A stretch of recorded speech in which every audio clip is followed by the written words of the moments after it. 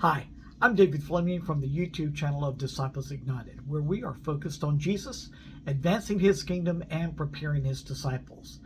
Now, we've started a new series where we're studying the minor prophets of the Old Testament, and today we're going to start studying the Book of Obadiah.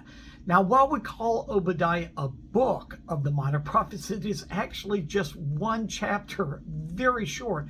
And what's interesting is that we're not given hardly any information about Obadiah himself, except that he was a prophet from the kingdom of Judah, and we're not really given any dates of when he wrote the book. However, in verses 10 through 14, we are given an indication that Obadiah is speaking or referring to the destruction of Jerusalem, which would have taken place in 597 by the Empire of Babylon. So if that is the case, then that means that Obadiah was actually a contemporary of Jeremiah and Daniel. Now, we can't be positive about this, but it does give us kind of a broad understanding of when Obadiah lived and what time he was writing this book.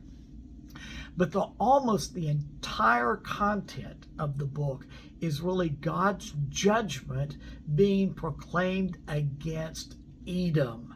Let me read to you Obadiah verses 2 through 4. Behold, I will make you small among the nations. You shall be utterly despised. The pride of your heart has deceived you. You will live in the clefts of the rock, in your lofty dwelling, you who say in your heart, who will bring me down to the ground? Though you soar aloft like an eagle, though your nest is set among the stars, from there I will bring you down, declares the Lord. What a judgment. You know, it's very interesting because very often the Lord used the prophets to proclaim judgment against his own people, the Israelites. But that is not the case all the time. The Lord also used the prophets to speak his judgment against the nations, and very often the nations that were coming against his people. And thus is the case with Obadiah the prophet, who is being used by the Lord to proclaim God's judgment against the Edomites. Now, you may ask, who are these Edomites? Well, the Edomites were descendants of Esau. Now, you remember who Esau was. Esau was the elder twin brother of Jacob. They were sons of Isaac and Rebekah.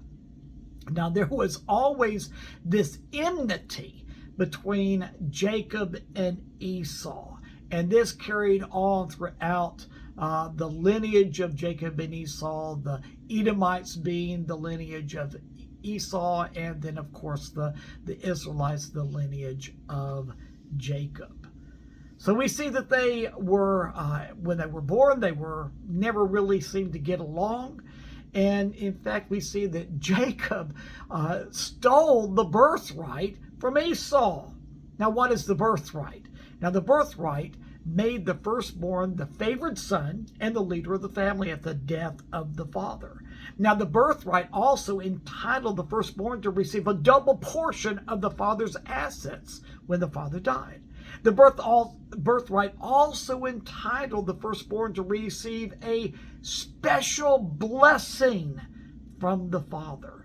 Now, the birthright normally went to the eldest, which means that Esau would have received the birthright, except that God had other plans.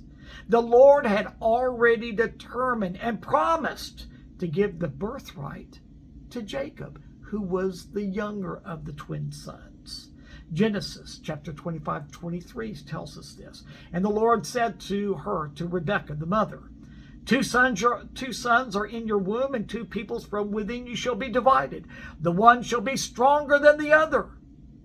The older shall serve the younger. So we see from the very beginning that the Lord favored Jacob over Esau. In fact, we read something very interesting and hard to understand, I will say. Romans chapter 9, verse 13. As it is written, Jacob I loved, but Esau I hated. There's so much to cover in this, so we'll have to continue this tomorrow. So I'll see you tomorrow.